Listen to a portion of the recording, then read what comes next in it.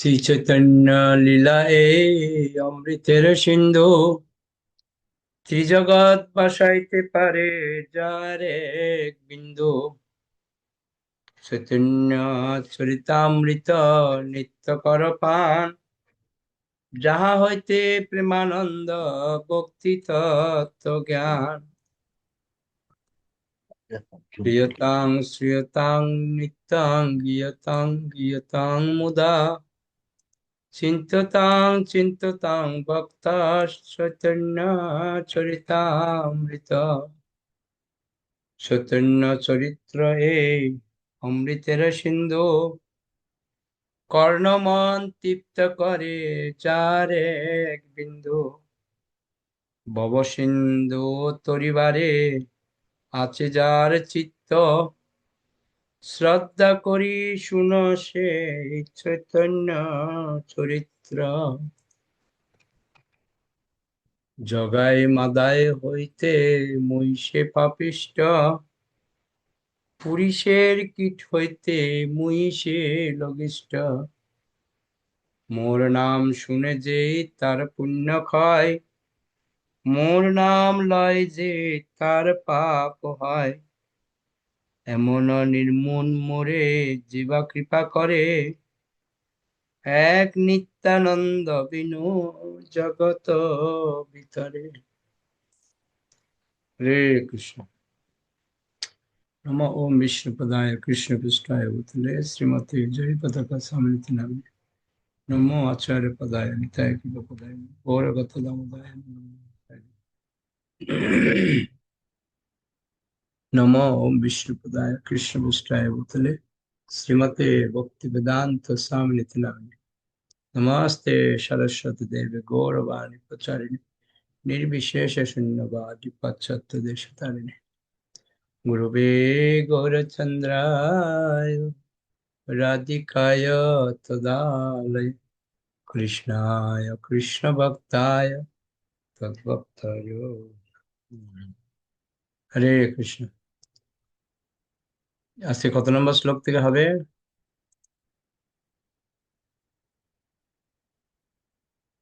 হরে কৃষ্ণ প্রভু 20 নম্বর থেকে হবে, 19 পর্যন্ত হয়েছিল। ওকে। হুম। 20 নম্বর শ্লোকের অনুবাদ করবেন আমাদের সুমিত্রা মাতাজি, আর 21 নম্বর শ্লোকের অনুবাদ করবেন আমাদের প্রিয়তমা মাতাজি, আর 22 নম্বর শ্লোকের অনুবাদ করবেন লাবণ্য মাতাজি, 23 নম্বর শ্লোকের অনুবাদ করবেন আমাদের সোমা মাতাজি, 24 নম্বর শ্লোকের অনুবাদ করবেন মল্লিকা মাতাজি। সবাই গ্রুপে নাম লিখবেন, নাম লিখলে ভালো, তাহলে সুবিধা। নামের সাথে মিলে না, এটা একটা সমস্যা। ওকে, সবাই বই বের করুন, আমরা শুরু করি।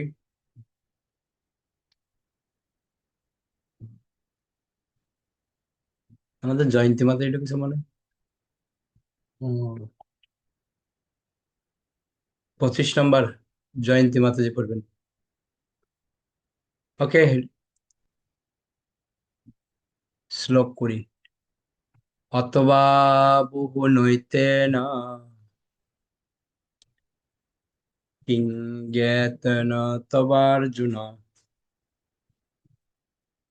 দৃষ্টব্যাহমিদং কৃষ্ণ মে কাংশন স্থিত জগৎ। অনুবাদ করুন। হরে কৃষ্ণ। প্রণাম প্রভু। অনুবাদ। ভগবান শ্রীকৃষ্ণ বললেন, হে অর্জুন, এর থেকে বেশি আর কি বলবো? আমি আমার এক অংশের দ্বারা সমস্ত জগতে প্রবিষ্ট হয়ে বর্তমান থাকি। হরে কৃষ্ণ। প্রণাম। তো গীতার 10ম অধ্যায় 42 নম্বর শ্লোকের অনুবাদ।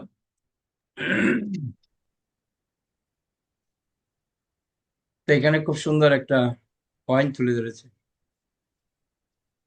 যে অর্জুনকে নিজের শক্তি বর্ণনা করে পরমেশ্বর ভগবান শ্রীকৃষ্ণ ভগবদ গীতায় এই শ্লোকটি বললেন। তার মানে ভগবান তার দশম অধ্যায় হচ্ছে বিভূতি যোগ, ভগবানের বিভূতি প্রকাশ করেছেন।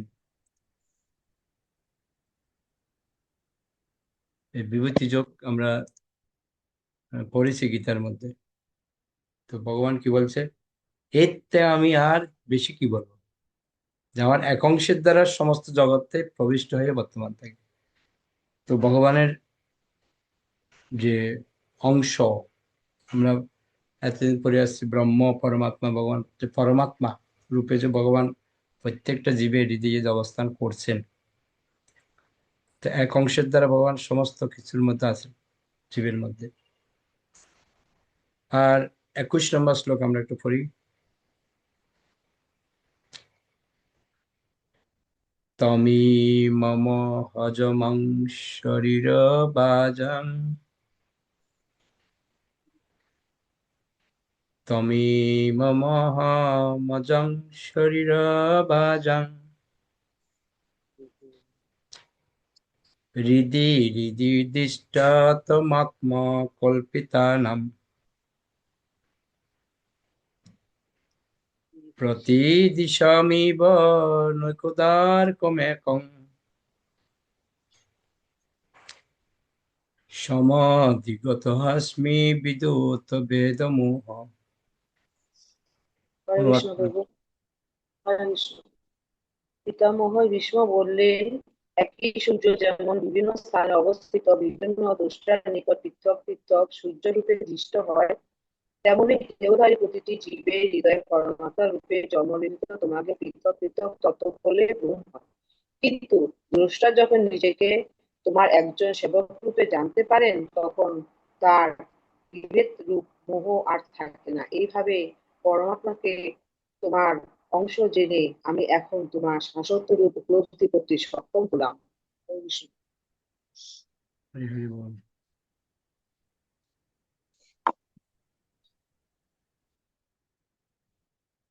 খুব সুন্দর একটা উদাহরণ দিয়েছে পিতামহ ভীষ্ম। এটা আমরা মনে রাখতে হবে। এই উদাহরণটা বিভিন্ন জায়গাতে ব্যবহৃত হয়, কিন্তু বিভিন্ন প্রকারে ব্যবহৃত হয়। বলছে একই সূর্য যেমন বিভিন্ন স্থান অবস্থিত বিভিন্ন স্রষ্টার নিকট পৃথক পৃথক সূর্যরূপে দৃষ্ট হয়, তেমনি দেহধারী প্রতিটি জীবের হৃদয়ে পরমাত্মা রূপে জন্মরহিত তোমাকে পৃথক পৃথক তত্ত্ব বলে ভ্রম হয়।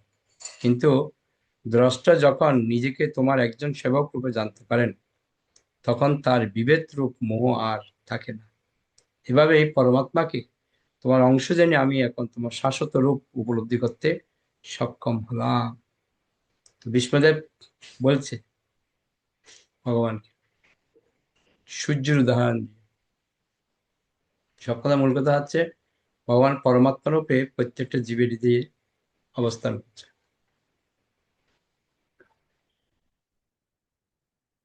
তো প্রভুপাদ তাৎপর্যের মধ্যে বলছে, এই শ্লোকটা শ্রীমদ ভাগবত প্রথম স্কন্ধ নবম অধ্যায় 42 নম্বর শ্লোক উদ্ধৃত। পাণ্ডব ও কৌরবদের পিতামহ ভীষ্মদেব সরসজ্জায় শায়িত হয়ে জীবনের অন্তিম সময়ে এই শ্লোকটি পাঠ করার মাধ্যমে শ্রীকৃষ্ণের উদ্দেশ্যে তার প্রণতি নিবেদন করেছিলেন। এখান থেকে একটা আমাদের শিক্ষণীয় বিষয়। কি শিক্ষণীয় বিষয় আছে? যে অন্তিম সময়ে যে ভীষ্মদেব যেরকম ভগবানের প্রতি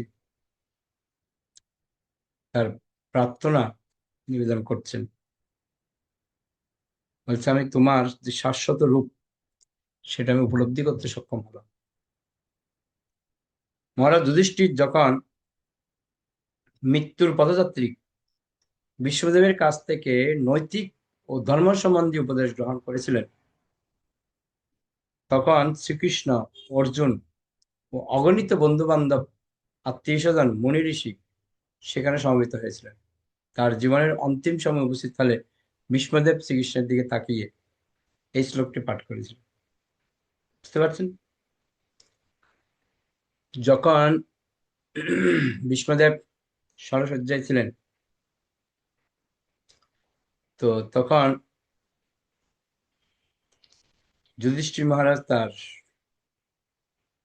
পরিজন, আত্মীয় স্বজন সবাই, তিনি যখন গিয়েছিলেন ওখানে সমস্ত মুনি ঋষিরাও এসেছিলেন। তো যুধিষ্ঠির মহারাজকে তিনি উপদেশ প্রদান করেছেন এবং অন্তিম সময়ে ভগবানের দিকে তাকিয়ে তাকিয়ে এই শ্লোকটা পাঠ করেছে। তার মানে এটা অনেক গুরুত্বপূর্ণ একটা শ্লোক।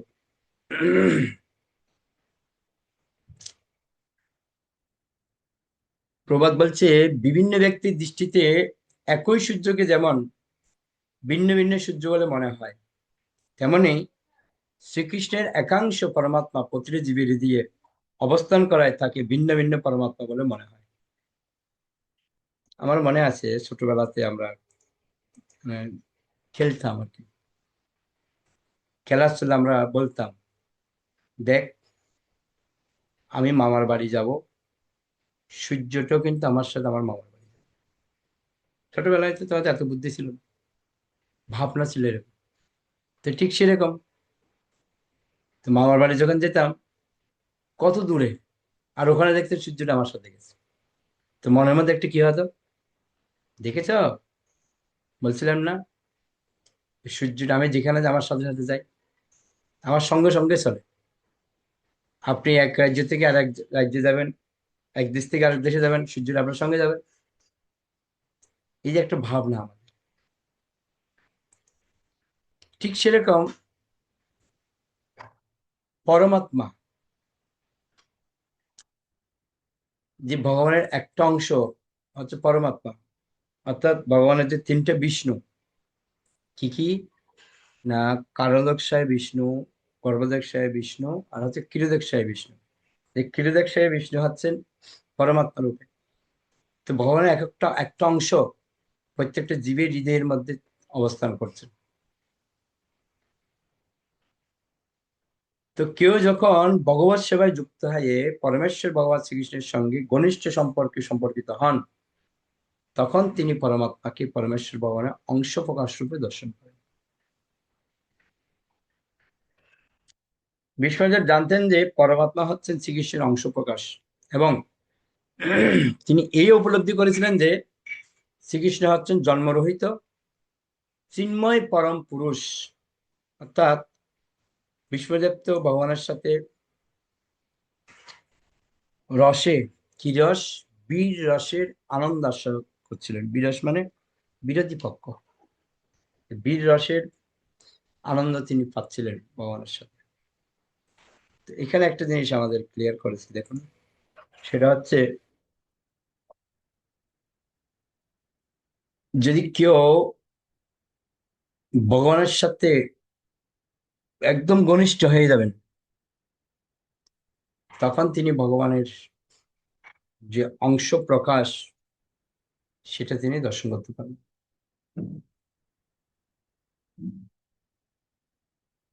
তো এই জিনিসটা আমাদের আশা করি ক্লিয়ার। পরমাত্মা রূপে যে ভগবান আমাদের হৃদয়ে অবস্থিত থেকে তিনি সমস্ত কিছু সাক্ষী রূপে রয়েছে। ওকে, আমরা এগোই তাহলে। সেই তো গোবিন্দ সাক্ষাৎ চৈতন্য গোসাই, জীবন স্তরিতে হয়েছে দয়ালো আর নাই। অনুবাদ করুন। হরে কৃষ্ণ প্রভু প্রণাম। সেই গোবিন্দ স্বয়ং চৈতন্য গোসাই রূপে আবির্ভূত হয়েছেন বদ্ধ জীবদের উদ্ধার করার জন্য। তার মতন এমন দয়ালু আর কেউ নেই। হরে কৃষ্ণ। তো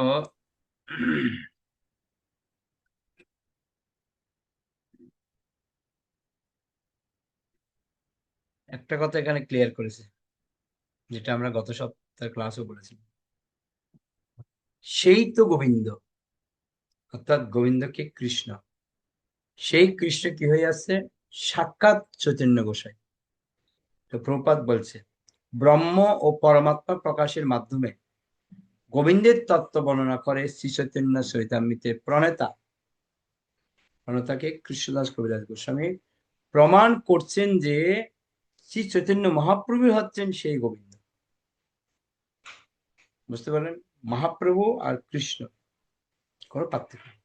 যেই গৌর সেই কৃষ্ণ সেই জগন্নাথ। ভগবান শ্রীকৃষ্ণ ভগবদ গীতার শিক্ষা প্রদান করা সত্ত্বেও যে সমস্ত বদ্ধজীবেরা তার সেই শিক্ষা হৃদয়ঙ্গম করতে তাকে যথাযথ উপলব্ধি করতে পারেনি, তাদের উদ্ধার করার জন্য তিনি স্বয়ং কৃষ্ণ ভক্ত রূপে এই জগতে অবতীর্ণ হয়েছেন। আমরা সবাই জানি দাপর যুগে ভগবান শ্রীকৃষ্ণ স্বয়ং অর্জুনের মাধ্যম দিয়ে গীতার জ্ঞান আমাদেরকে প্রদান করেছেন। কিন্তু তিনি যে বলেছেন কথাগুলি, এগুলো অনেকে হৃদয়ঙ্গম করতে পারছে না, উপলব্ধি করতে পারছে না বা বুঝতে পারছে না। ওই জন্য স্বয়ং শ্রীকৃষ্ণ তিনি আবার এসেছেন কি করতে? শ্রীকৃষ্ণ চৈতন্য প্রভু জীবে দয়া করি সপার সদস্য দাম সহ অত্যন্ত দুর্লভ প্রেম করিবারে দাম শিকায় শরণাগতি বকতের প্রাণ। তো তিনি সপার্ষদ নিয়ে আসছেন কেন না, যেটা উনি গীতায় বলেছেন সেটা প্র্যাকটিক্যাল কি করে করতে হয় সেটা দেখানোর জন্য। বলা হচ্ছে ভগবদ গীতায় পরমেশ্বর ভগবান শ্রীকৃষ্ণ স্পষ্টভাবে নির্দেশ দিয়েছেন যে পরম তত্ত্ব হচ্ছেন সবিশেষ পুরুষ, নির্বিশেষ ব্রহ্ম হচ্ছে তার দেহ নির্গত রশ্মি ছটা, এবং পরমাত্মা হচ্ছে তার অংশ প্রকাশ। তাই সমস্ত মানুষদের নির্দেশ দেওয়া হয়েছে সব রকমের জড় মতবাদগুলি বর্জন করে শ্রীকৃষ্ণের পদস্যিত পন্থা অনুসরণ করতে। আমাদের জন্য একটাই কথা, যে ভগবানের সবিশেষ রূপের প্রতি আমাদের জ্ঞানমগ্ন হওয়া আছে। সেজন্য বলছে ভগবানের চরণে অপরাধী মানুষেরা তাদের অজ্ঞতার জন্য এই উপদেশ কিন্তু হৃদয়ঙ্গম করতে পারল না। তাই তাদের প্রতি তার অহৈতুকী কৃপা প্রদর্শন করে শ্রীকৃষ্ণ আবার অবতীর্ণ হলেন শ্রী চৈতন্য মহাপ্রভু। এই যে মহাপ্রভু রূপে যে তিনি আসছেন তার পেছনে একটাই কারণ, ভগবানের দেয়া যে গীতার জ্ঞান সেটা পুঙ্খানুপুঙ্খভাবে বোঝানোর জন্য তিনি আসছেন। ওকে,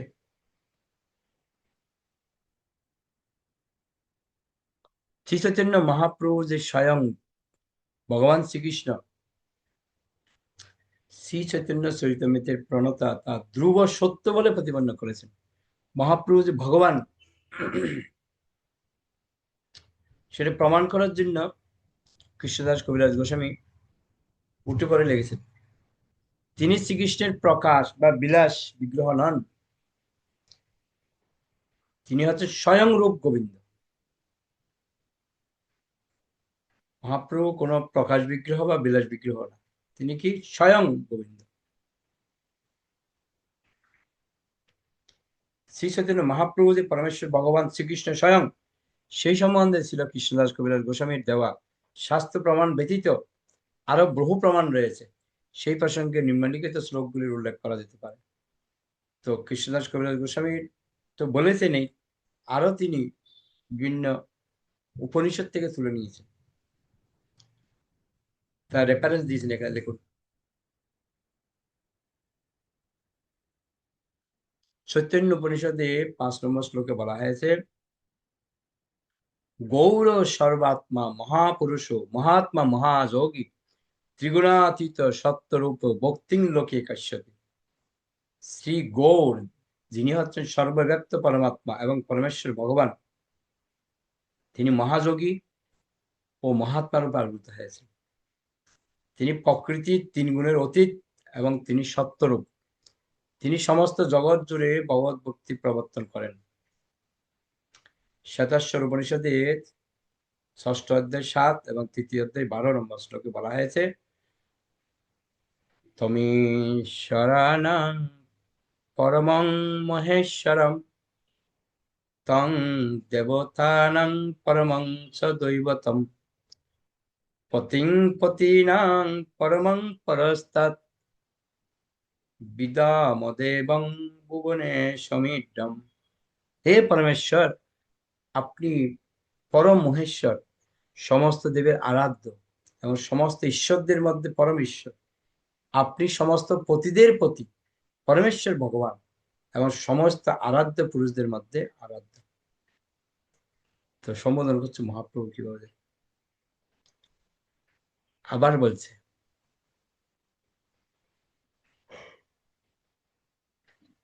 মহান প্রভু বৈ পুরুষ সপ্ত শৈষ প্রবর্তক সুনির্মলামিমং প্রাপ্তি মিশানো জ্যোতিরব্যয়।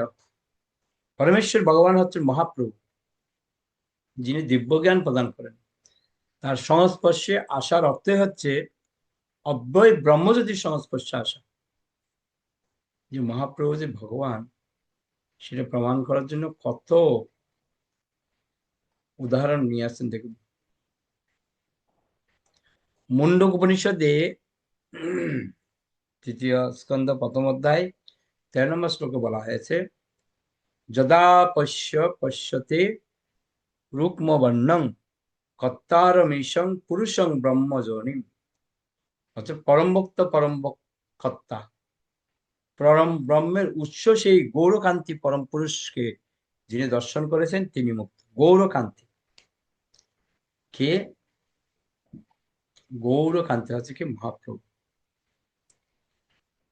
এবার মহাপ্রভু যে ভগবান, সেটা আবার ভাগবতে বলছে দেখুন, 11 স্কন্ধ 5ম অধ্যায় 33-34 নম্বর শ্লোক ও 7ম স্কন্ধ 9ম অধ্যায় 38 নম্বর শ্লোকে বলা হয়েছে।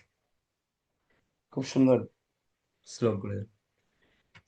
ध्येयं सदा परिभवग्नमभीष्टदोहं তিত্তাস্পদং শিব বিরিঞ্চিনুতং শরণ্যম বুদ্ধার্তিহং প্রণতপাল ভবাব্দিপোতং বন্দে মহাপুরুষ তে চরণারবিন্দম। সকলের পরম ধ্যেয় শ্রীমান মহাপ্রভুর চরণারবিন্দে আমরা আমাদের প্রণতি নিবেদন করি। তিনি তার ভক্তদের অমর্যাদা ধ্বংস করেন, তিনি তার ভক্তদের ক্লেশ দূর করেন এবং তার সমস্ত বাসনা চরিতার্থ করে তাদের সন্তুষ্টি বিধান করেন। তিনি হচ্ছেন পরম তৃপ্তির উৎস এবং সমস্ত মুনি ঋষিদের আশ্রয়। তিনি শিব, বিরিঞ্চি মানে ব্রহ্মা আদিরও আরাধ্য। তিনি হচ্ছেন ভব সমুদ্র পার হওয়ার তরণী।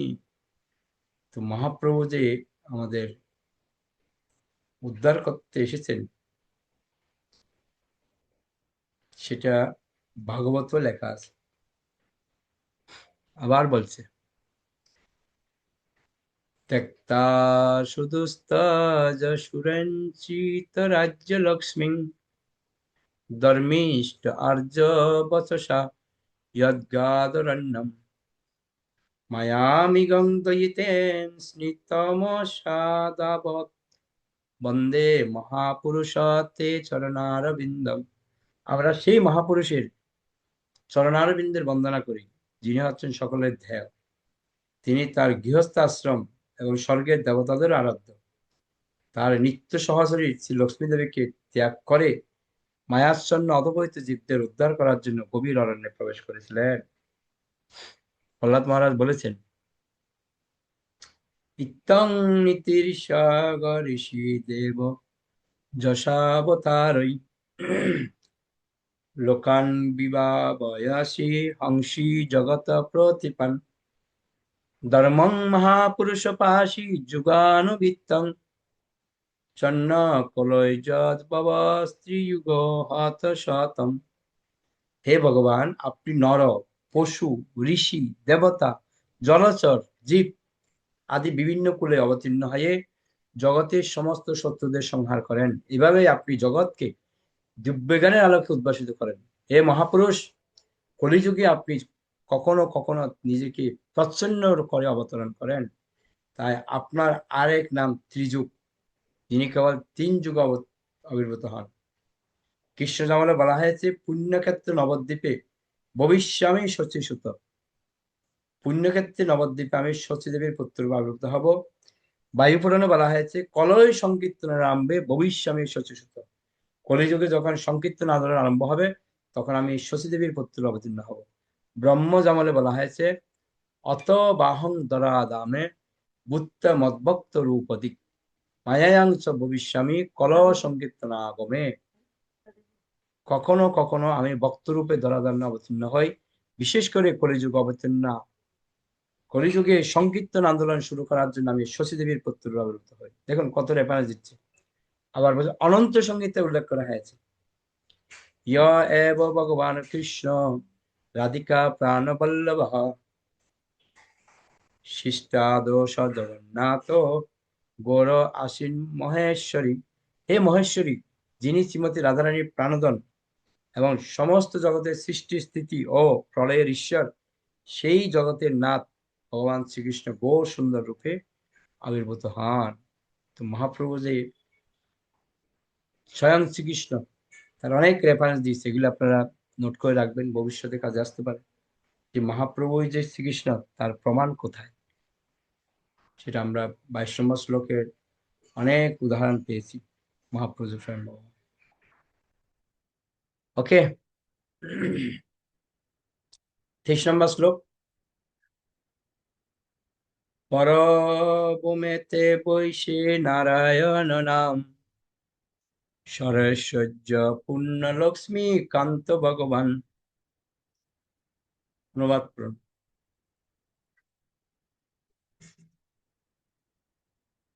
কার অনুবাদ আছে?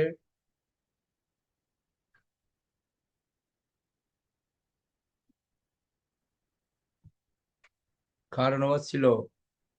কি জ্বালা, মনে রাখতে পারে না। আমার 24 ছিল। আপনার তো 24, এখন আমরা 23 আছি। 23 কার ছিল? যাই হোক, সর্বরূপ মাতাজি বলুন। ছিল সুমা মাতাজির। সোমা মাতাজি তো শুনতে পাই না। সুমা মাতাজি ছিল বেশ। সোমা হরে মাতাজি কৃষ্ণ বলুন। প্রভু প্রণাম। সোমা মাতাজি পড়বেন কি? ওকে, সর্বরূপ মাতাজি পড়ুন। হরে কৃষ্ণ প্রভু প্রণাম। লক্ষ্মী দেবীর পতি শ্রী নারায়ণ পরব্রহ্ম বা চিৎ জগতে অবস্থান করেন। তিনি ঐশ্বর্য, বল, স্ত্রী, জ্ঞান, যশ ও বৈরাগ্য, এই 6টি ঐশ্বর্যে পরিপূর্ণ। হরে কৃষ্ণ।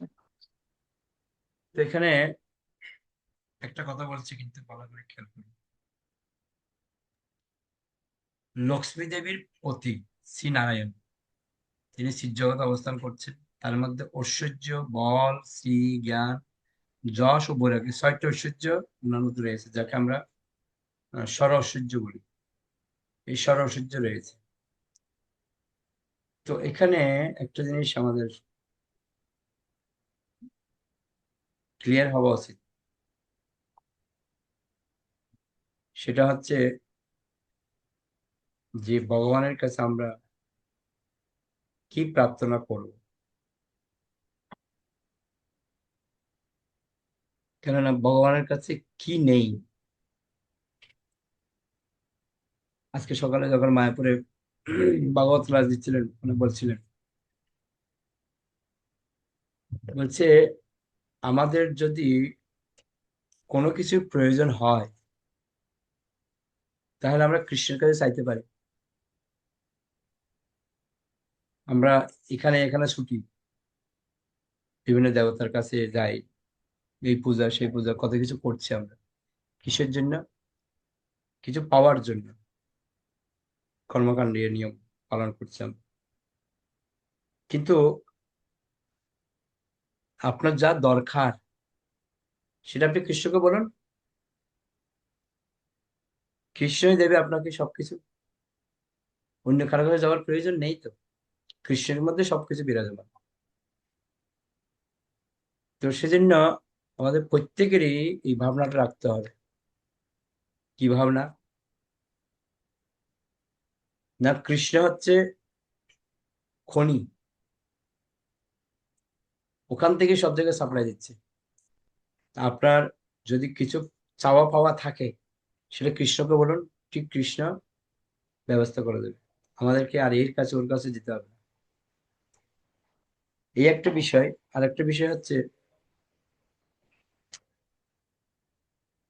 যদি ভক্তি আপনি চান, প্রেম ভক্তি, তাহলে আপনি রাধা মাধবের কাছে চান। আর যদি আপনার ঐশ্বর্যের প্রয়োজন হয়, জগন্নাথের কাছে যান। কি লাগবে? সব দিয়ে দেবে জগন্নাথ, যা চাই, কৃপালু। তো সেজন্য ভক্তদের যদি সম্পূর্ণরূপে কৃষ্ণের প্রতি আমরা নির্ভরশীল হই, আমাদের যা প্রয়োজন সব কৃষ্ণই কিন্তু মিটিয়ে দেবে, যদি আমাদের বিশ্বাস থাকে। ওকে, 24 নম্বর শ্লোক। বেদ ভাগবত উপনিষদাগম পূর্ণ তত্ত্ব যারে কহে নাহি যার সম। অনুবাদ করুন।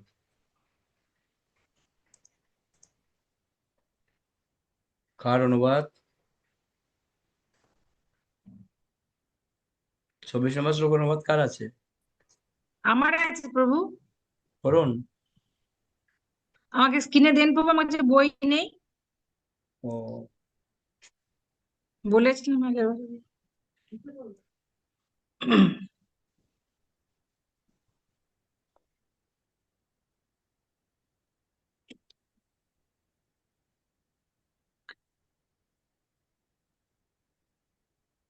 পরমেশ্বর ভগবান হচ্ছেন তিনি, যাকে সমস্ত বেদ, ভগবত, উপনিষদ এবং অন্যান্য শাস্ত্রে পূর্ণ তত্ত্ব বলে বর্ণনা করা হয়েছে। তার সমান আর কেউ নেই। ওকে। প্রভু প্রণাম।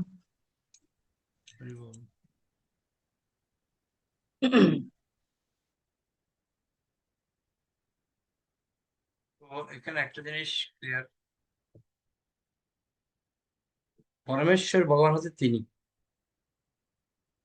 যাকে সমস্ত বেদ, ভাগবত, উপনিষদ, অন্যান্য শাস্ত্রে পূর্ণ তত্ত্ব বলে বর্ণনা করা হয়েছে। তার সমান আর কেউ নেই। তো মহাপ্রভু যে পূর্ণরূপে ভগবান, সেটা বেদ, ভাগবত, উপনিষদ আমরা একটু আগে পড়লাম, ওখানে বলা হয়েছে। এখন আরো কিছু প্রমাণ দেয়া হচ্ছে। বলছে, পরম তত্ত্বের সবিশেষ রূপ বর্ণনা করে বেদে প্রচুর প্রামাণিক তত্ত্ব প্রদান করা হয়েছে। তার কয়েকটি নিম্নে উদ্ধৃত করা হলো। আমরা প্রতিদিন বলছি, ঋক সংহিতার প্রথম স্কন্ধ 22 অধ্যায় 20 নম্বর শ্লোকে উল্লেখ করা হয়েছে কি, তদ্বিষ্ণু পরমং পদাম সদা পশ্যন্তি সূরয় দিবিব চক্ষুরাগতম। এটা আমরা প্রতিদিন তিলক করার পরে মন্ত্রটা বলি। বলছে, পরমেশ্বর ভগবান শ্রীবিষ্ণু হচ্ছেন পরম তত্ত্ব, যার শ্রী পাদপদ্ম দর্শন করার জন্য সমস্ত দেবতারা সর্বদা উদ্গ্রীব হয়ে থাকেন। সূর্য কিরণের মতো তিনি তার শক্তির কিরণের মাধ্যমে সর্বব্যাপ্ত। বিকৃত দর্শনের ফলে তাকে নির্বিশেষ বলে মনে হয়। এই যে একটা কথা এখানে বলছে, সূর্য কিরণের সাথে দেখুন, সূর্যকে কত রকম ভাবে উদাহরণ দেওয়া যায়। সূর্যের উদাহরণটা সূর্য আর চন্দ্র, এই চৈতন্য চরিতামৃতের মধ্যে অনেক উদাহরণ আমরা দেখতে পাই সূর্য চন্দ্রকে নিয়ে। নারায়ণ, নারায়ণার তো বশীর উপনিষদে 1 নম্বর 2 নম্বর শ্লোক উল্লেখ করা হয়েছে, নারায়ণাদেব সমুৎপদ্যাস্তে নারায়ণাৎ প্রবর্তন্তে নারায়ণে প্রলীয়ন্তে অতো নিত্য নারায়ণ নারায়ণ এবেদং সর্বং যদ্ভূতং যচ্চ ভব্যম শুদ্ধ এক, শুদ্ধ দেব এক, নারায়ণ ন দ্বিতীয় হস্তি কচ্ছিৎ। নারায়ণের থেকে সবকিছুর উদ্ভব হয়েছে, তার দ্বারাই সবকিছু প্রতিপালিত হয় এবং চরমে সবকিছু তার মধ্যে লীন হয়, সবই লীন হয়ে যায়। অর্থাৎ নারায়ণের থেকে সৃষ্টি, নারায়ণের মধ্যে আবার সব লীন হয়ে যায়। তাই নারায়ণ নিত্য, যা কিছুর অস্তিত্ব এখন রয়েছে এবং ভবিষ্যতে যা কিছু সৃষ্টি হবে, সেই সবাই নারায়ণ ব্যতীত আর কিছু নয়। তার শ্রী বিগ্রহ পরম বিশুদ্ধ, সে নারায়ণ এক এবং অদ্বিতীয়। এই নারায়ণ থেকে সবকিছু। 3 নম্বরে বলছে, নারায়ণ উপনিষদে প্রথম অধ্যায় 4 নম্বর শ্লোক উল্লেখ করা হয়েছে, যত প্রসূতা জগত প্রসূতা, অর্থাৎ সমস্ত জগৎ যার থেকে প্রকাশিত হয়েছে সে নারায়ণ হচ্ছেন সবকিছুর পরম উৎস। তাহলে যে কথাটা আমি বললাম একটু আগে, আমাদের যাহা কিছু প্রয়োজন নারায়ণের কাছে চাইলে পেয়ে যাবেন। সবকিছু নারায়ণের মধ্যে আছে, কি নেই নারায়ণের কাছে? তাহলে আমাদের অন্যদিকে ছোড়া করে প্রশ্নই আসছে না। হয় শিষ্য পঞ্চপাদ রাত্রে উল্লেখ করা হয়েছে, পরমাত্মা হরির দেব, শ্রী হরি হচ্ছেন পরমাত্মা আর পরমেশ্বর ভগবান। আবার ভাগবতে 11 স্কন্ধ 3য় অধ্যায় 36 থেকে 35 নম্বর শ্লোকে বলা হয়েছে, নারায়ণাবিদানস্য ব্রহ্মণ পরমাত্মনঃ নিষ্ঠার মর্হত ন বক্তুম স্বয়ং হি ব্রহ্মবিত্তমঃ। হে মুনিগণ, আপনারা যেহেতু ব্রহ্মজ্ঞ, পুরুষদের মধ্যে শ্রেষ্ঠ, সেজন্য আপনারা কৃপা করে আমাদের কাছে নারায়ণের স্বরূপ সম্বন্ধে বর্ণনা করুন, যে নারায়ণকে ব্রহ্ম এবং পরমাত্মা রূপে অভিহিত করা হয়ে থাকে। আবার বলছে, স্তুত স্তুত ভব প্রলয় হেতু রহেতুরস্য ইয়ৎ স্বপ্ন জাগরসু সুপ্তিষু সদ বহিষ্য দেহেন্দ্রিয়া সুরিদমায়ানি সরন্তি येन সঞ্জীবিতানি তব দেহি তদবেহি পরং নরেন্দ্র। স্তুতোদ্ভব প্রলয় হেতুর হেতুরস্য ইয়ৎ স্বপ্ন জাগরাসু সুপ্তিষু সদ্বহিষ্য দেহেন্দ্রিয়া সুহৃদয়ানি চরন্তি येन সঞ্জীবিতানি তদবেহি পরং নরেন্দ্র। হে রাজন, যিনি এই বিশ্বের সৃষ্টি স্থিতি ও প্রলয়ের হেতু, কিন্তু স্বয়ং হেতু রহিত, তিনি নারায়ণ নামে পরম তত্ত্বরূপে জ্ঞাতব্য। তিনি স্বপ্ন, জাগরণ ও সুষুপ্তি দশায় এবং তারও ঊর্ধ্বে সমাধি প্রকৃতি স্তরে সর্বত্র সৎরূপে অনুবর্তনশীল। তিনি ব্রহ্মস্বরূপ পরম তত্ত্বরূপে জ্ঞাতব্য। এই দেহ, ইন্দ্রিয়, প্রাণ, হৃদয় এগুলি তার শক্তিতে সঞ্জীবিত হয়ে নিজ নিজ কার্যে প্রবৃত্ত হয়। তিনি পরমাত্মা জ্ঞাপক পরম তত্ত্বরূপে জ্ঞাতব্য। তো এক কথায় এখানে বারবার বলা হচ্ছে, নারায়ণের থেকে সবকিছু সৃষ্টি, সবকিছু ওনার থেকে আসছে। নারায়ণের একটা স্বরূপ হচ্ছে পরমাত্মা, তিনি আমাদের হৃদয়ে অবস্থান করছেন। ওকে, শ্লোক 25, ভক্তি যোগে ভক্ত পাই যাহার দর্শন, সূর্য যেন সবিগ্রহ দেখে দেবগণ। অনুবাদ করুন।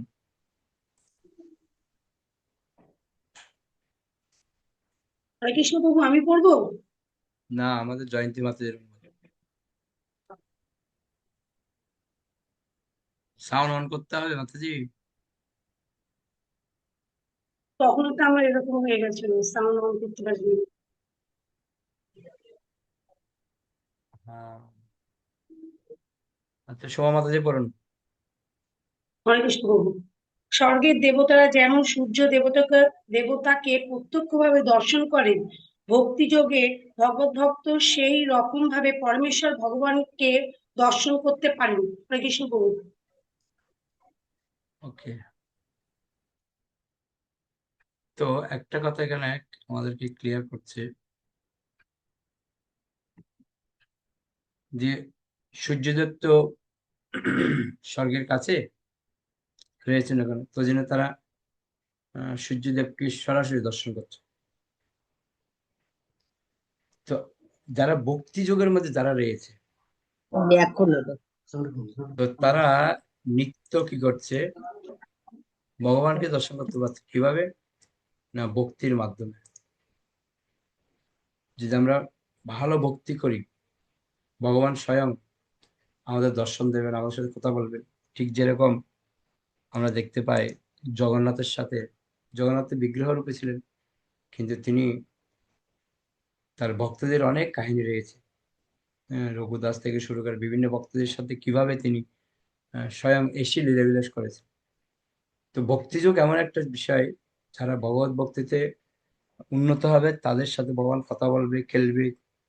যেমন আমরা জানি সনাতন গোস্বামীর যে মদন মোহন ছিল, যে মদন মোহনের এসে কথা বলতো, খেলতো, খেত, সরাসরি হাত থেকে খেত। যে আটাগুলার কাহিনী আমরা জানি, লবণ ছাড়া খাবার দিত। তাহলে ভগবানের সাথে যে মানে ভক্তের সাথে যে একটা সম্পর্ক তৈরি হয়, প্রত্যক্ষ দর্শন করেন, এটা এখানে প্রমাণ করছে। প্রভুপাদ বলছেন পরমেশ্বর ভগবানের নিত্য শাশ্বত রূপ রয়েছে। তাহলে সমস্যা কোথায়? সমস্যা একটাই, সেটা কি? যার জড়চক্ষুর দ্বারা দর্শন করা যায় না। এই জড়চক্ষু দিয়ে কখন আমরা ভগবানকে দর্শন করতে পারবো? ওদের কি লাগবে? আমাদের দিব্য জ্ঞান হৃদয়ে প্রকাশ হয়। দিব্য জ্ঞান যদি আমাদের মধ্যে আসে, তাহলে আমরা ভগবানকে স্বয়ং দর্শন করতে পারবো। দুঃখের বিষয়, দিব্য জ্ঞান তো দূরের কথা, কাণ্ড জ্ঞানে আমাদের নেই। কাণ্ড জ্ঞানে চলে যাচ্ছে আস্তে আস্তে দিন, যত দিন যাচ্ছে যেন কাণ্ড জ্ঞানহীন হয়ে যাচ্ছে। যেখানে বলছে দিব্য জ্ঞান হৃদয়ে প্রকাশ হতে, দিব্য জ্ঞান হৃদয়ে প্রকাশ করতে হবে, নাহলে হবে না। পুরো কৃষ্ণ এবং গুরু, গুরু আর কৃষ্ণ, এই দুইজন ছাড়া আর কোনো কিছু প্রয়োজন নেই। অথবা মনোধর্ম প্রসূত জল্প কল্পনার দ্বারা উপলব্ধি করা যায় না। কেবলমাত্র দিব্য ভগবত সেবার মাধ্যমে ভগবানের চিন্ময় রূপ উপলব্ধি করা যায়। এখানে সূর্যদেবের সবিশেষ রূপ দর্শনের সঙ্গে ভগবানের চিন্ময় রূপ দর্শনের তুলনা করা হয়েছে। আমরা যদিও আমাদের জড়চক্ষুর মাধ্যমে সূর্যদেবের সবিশেষ রূপ দর্শন করতে পারি না, কিন্তু তিনি সবিশেষ সত্তা সম্পন্ন এবং স্বর্গের দেবতারাও তার রূপ দর্শন করতে পারেন।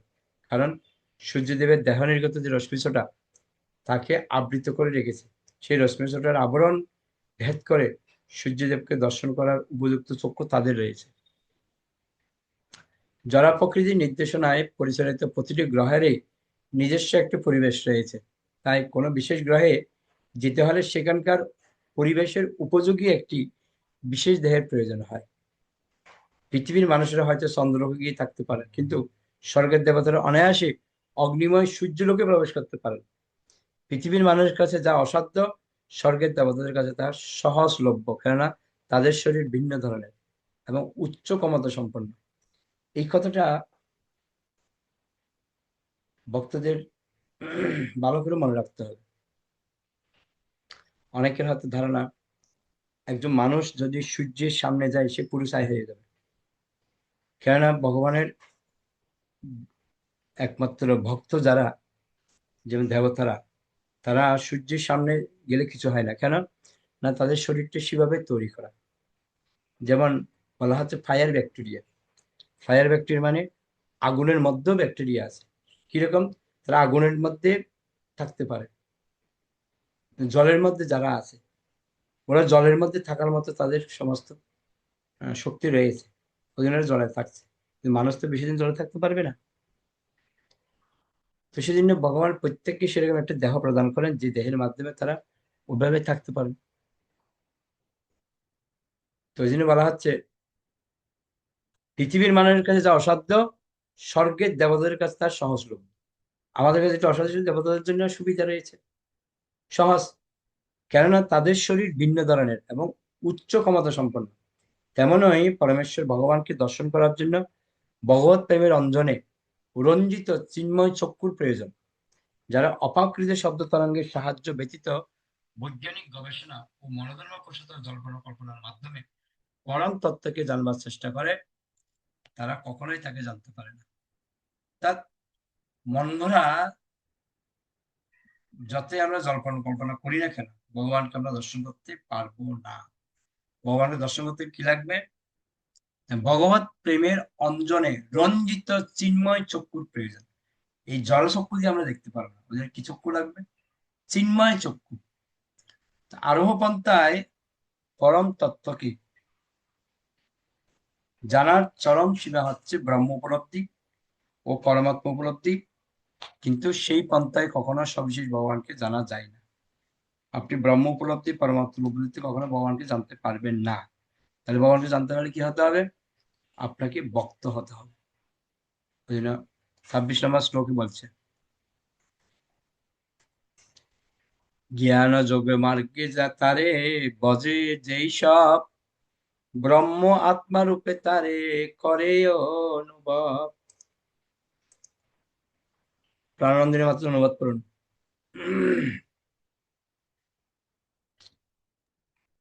হরে কৃষ্ণ প্রভু প্রণাম। অনুবাদ: জ্ঞান মার্গে অথবা যোগ মার্গে যারা তার ভজনা করে তারা তাকে যথাক্রমে ব্রহ্মরূপে ও পরমাত্মা রূপে উপলব্ধি করে। এখানে আমরা পড়ছিলাম যে ভগবানের 3টে স্বরূপ রয়েছে, কি কি? ব্রহ্ম, পরমাত্মা, ভগবান। তো যারা জ্ঞান মার্গে যারা ভজনা করে, প্রভুপাদ বলছে, দেখুন তাৎপর্য, যারা জ্ঞান মার্গ অবলম্বন করে পরম তত্ত্বকে জানার চেষ্টা করে অথবা অষ্টাঙ্গ যোগের মাধ্যমে পরম তত্ত্বের ধ্যান করে, তারা যথাক্রমে পরমেশ্বর ভগবানের দেহ নির্গত রশ্মি রূপ নির্বিশেষ ব্রহ্ম এবং অন্তর্যামী পরমাত্মাকে উপলব্ধি করতে পারে। একটা হচ্ছে জ্ঞান মার্গ, আর একটা হচ্ছে যোগ মার্গ। জ্ঞানীরা পরমাত্মার উপর দর্শন করতে চায়, আর যোগীরা কি করে? তারা ভগবানের যে জ্ঞানীরা ভগবানের যে রশ্মি ছটা নির্বিশেষ ব্রহ্ম, ওটাকে তারা উপাসনা করে।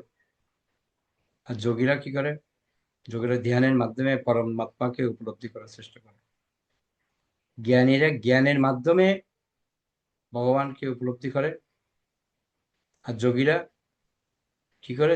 ধ্যানের মাধ্যমে তারা পরমাত্মা উপলব্ধি করতে পারে।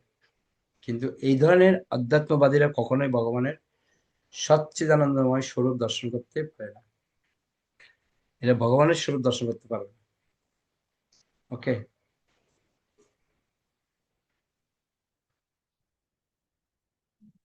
27 নম্বর শ্লোক। উপাসনা বেদে জানি ঈশ্বর মহিমা, অতএব সূর্য তার দিয়েত উপমা। সদানন্দিনী মাত্র অনুবাদ করুন।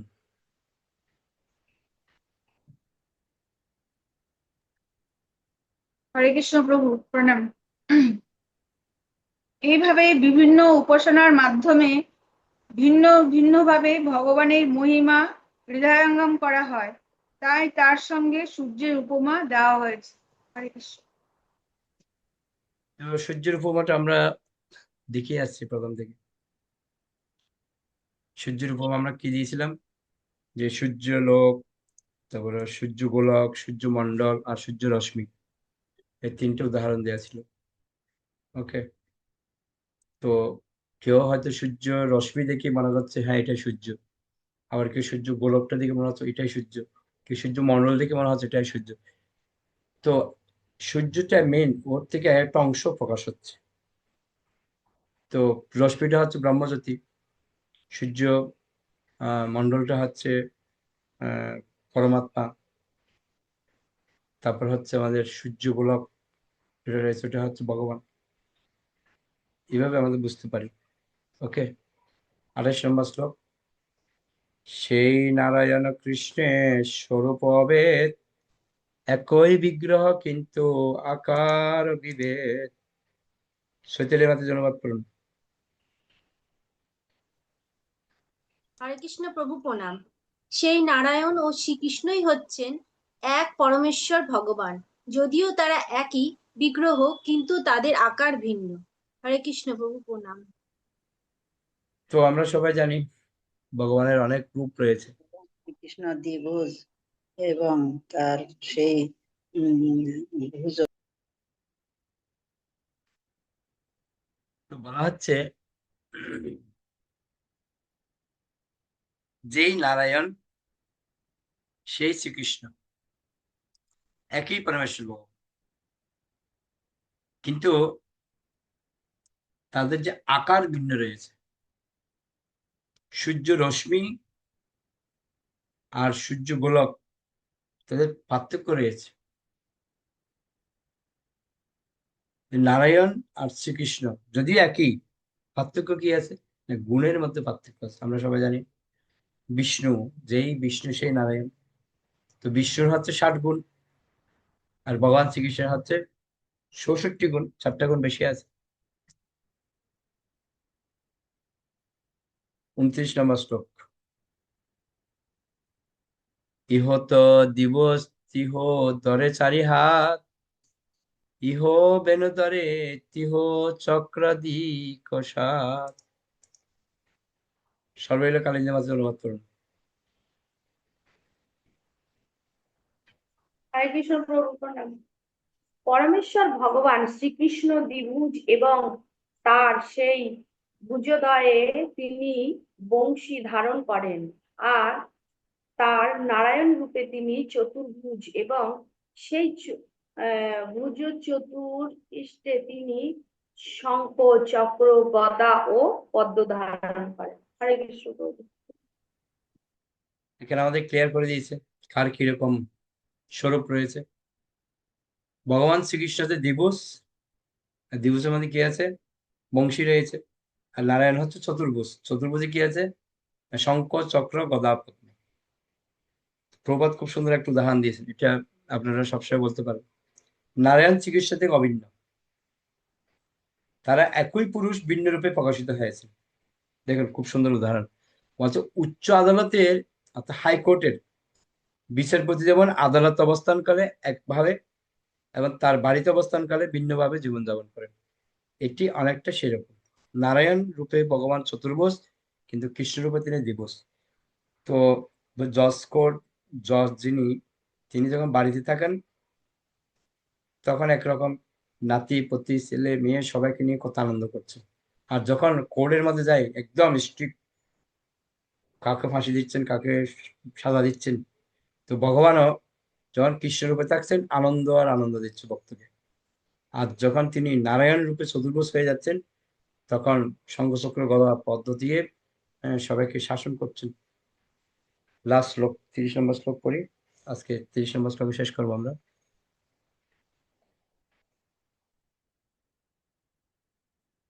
30 নম্বর শ্লোকের অনুবাদ করবেন আমাদের শিলা মাতা। নারায়ণস্তং ন হি সর্বদেহিনা মাত্মাস্য দিশালিক লোক সাক্ষী, নারায়ণ হংগং নরভুজালয়না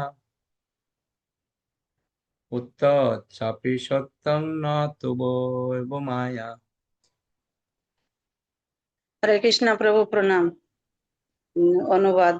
হে অধীশ্বর, তুমি অখিল লোক সাক্ষী, তুমি হচ্ছ সকলের প্রিয় আত্মা, তাই তুমি কি আমার পিতা নারায়ণ নও?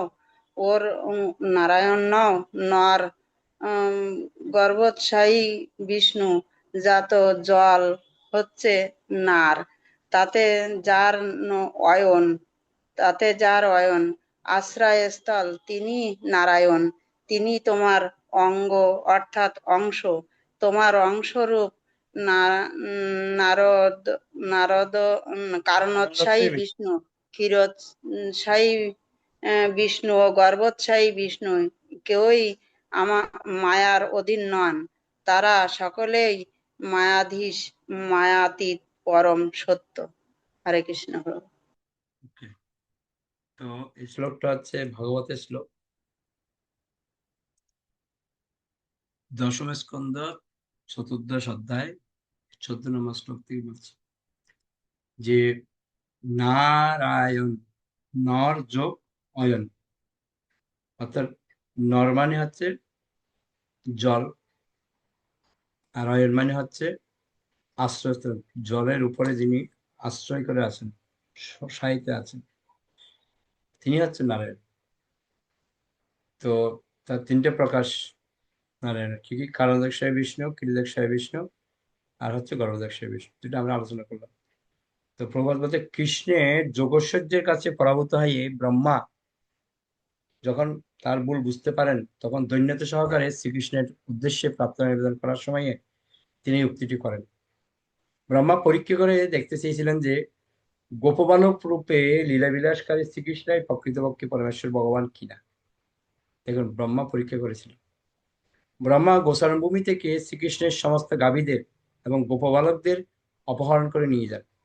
কিন্তু তারপর তিনি যখন গোচারণ ভূমিতে ফিরে আসেন, তখন তিনি দেখতে পান যে তার অপহৃত সমস্ত গোপবালক ও গাভীরা সেখানে ঠিক আগের মতো বিরাজ করছে। কেন শ্রীকৃষ্ণ পুনরায় তাদের সৃষ্টি করেছিলেন।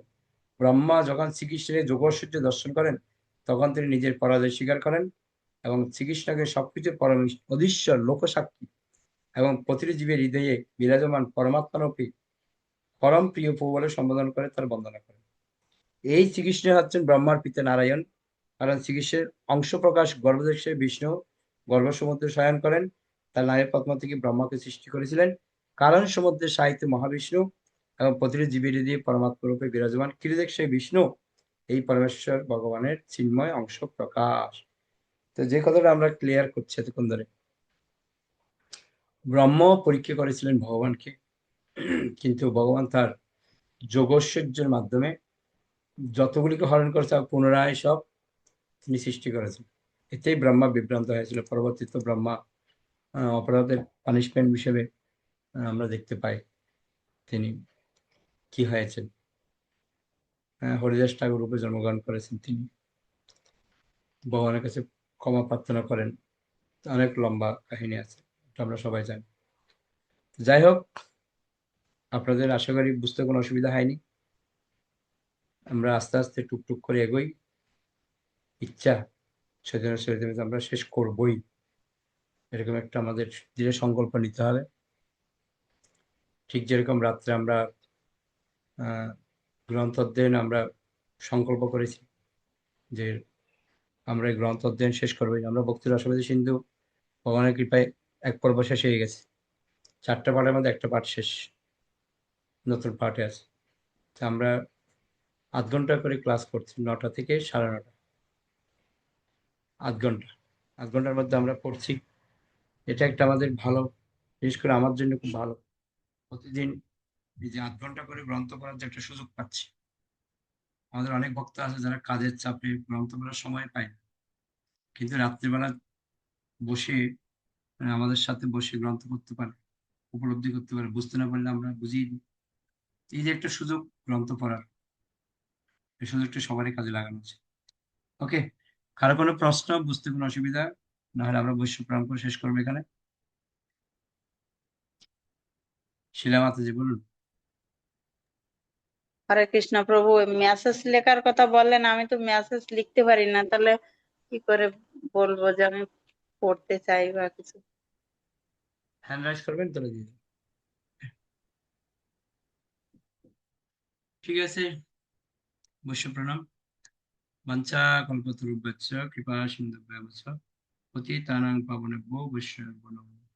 অনন্তর বৈশ্ব বৃন্দা কি জয়। নিতাই গৌর প্রেমানন্দে হরে কৃষ্ণ।